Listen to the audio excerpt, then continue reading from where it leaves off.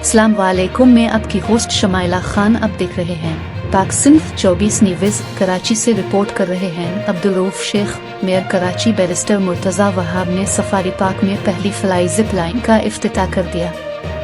इस मौके पर मीडिया से गुफ्तगू करते हुए मेयर कराची ने कहा कि कराची से खौफ, बदमाशी और तनकीद की सियासत खत्म हो रही है और तरक्की की सियासत का आगाज हो चुका है। तमाम मसाइल को बरोए कार लाकर मसाइल हल कर रहे हैं। कराची के सफारी पार्क में पहली फ्लाई जिप लाइन का आज इफ्तिताह कर दिया गया है। जल्द ही सफारी पार्क में हॉर्स राइडिंग भी शुरू की जा रही है। उन्होंने कहा कि जिप लाइन को बैन अल-अक़वामी तर्ज पर फाल किया गया है। कराची वाले आएं और अपने बच्चों के साथ इससे लुत्फ अंदोज हों।